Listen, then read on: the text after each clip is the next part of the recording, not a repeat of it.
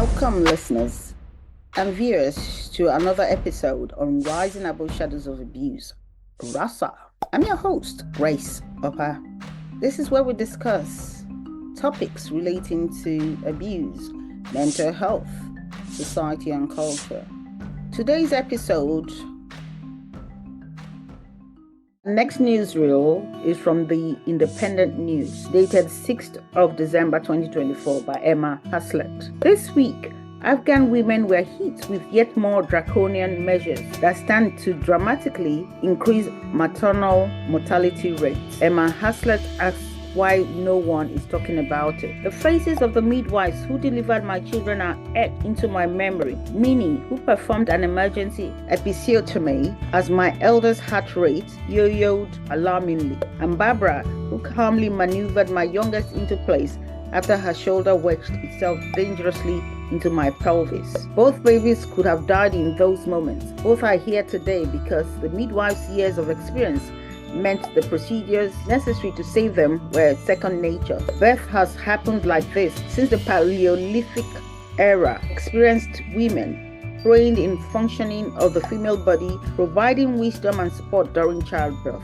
But in Afghanistan, the Taliban has decided this ancient right must end. On Tuesday, reports indicated that it had shut down midwifery training colleges in the country, simultaneously putting a stop to one of the few professions still open to women and making birth even more hazardous. Afghanistan was already one of the most dangerous places in the world to give birth, with one woman dying in childbirth every 2 hours. But as Heather Barr, the interim women's rights deputy director at Human Rights Watch, told The Independent, the Taliban have also banned women from being treated by male healthcare professionals. So in the future, women will presumably be expected to labor without the help of any trained practitioners, and it doesn't take an expert to predict what comes next. As the number of midwives operating in the country falls, the UN had already estimated that Afghanistan needed 18,000 more to meet demand. Maternal mortality will rocket. Should we be surprised? Since the Taliban returned to power in Afghanistan in 2021, women and girls in the country have been subjected to increasingly oppressive rules, forced to cover themselves from head to toe, banned from formal education, from singing, from speaking or praying in public, and even from speaking to one another. The reactions from the West to this gender apartheid has been muted. Where is our anger? We should be raging, partly because this is absolutely the West's fault. The Taliban seized control of Afghanistan as soon as British and American troops pulled out in staggering haphazard fashion in 2021, and partly because this is a particularly severe symptom of a wider phenomenon. Women's rights are being eroded everywhere, from Afghanistan to France to the US. Welcome to the age of impunity, David Miliband said in 2020, a retreat from the rule of law, when people can do shocking things and get away with it. At the time, he mentioned the government of Myanmar, Syria, and Saudi Arabia. But since then, that attitude has spread, particularly where women's rights are concerned. Now in this country, violence against women is so bad, the police have called it a national emergency.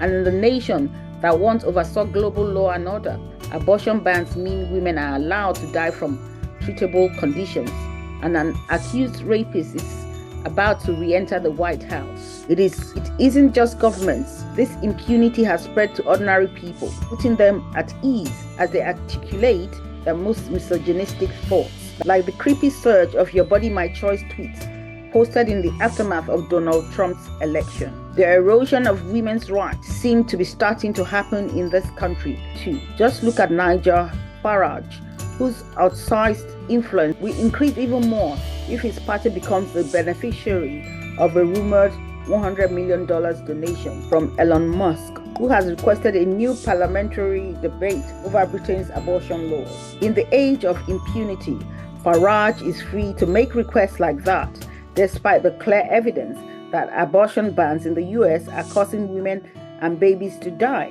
because people feel comfortable voicing the attitude that the Taliban is taking to its most extreme. It is an awkward version of the Madonna whore complex. On one hand, women must be kept pure because their ultimate role is motherhood. On the other, If a woman is slutty enough to get herself knocked up, she must live with the consequences, even if those consequences threaten her life. The Taliban's view, presumably, is that women must have babies, but if their bodies can't perform birth properly unassisted, they aren't worthy of the role of mother and are therefore useless. In short, your body, my choice. Which is exactly why we must be more vocal about what is happening to women in Afghanistan, because impunity is coming for all of us. The only way to stop it is by speaking out. What do you think about this newsreel? Leave your views as relates to this and the gender-based violence in Afghanistan via email address riseandaboushadowsofabuse@gmail.com. Thank you.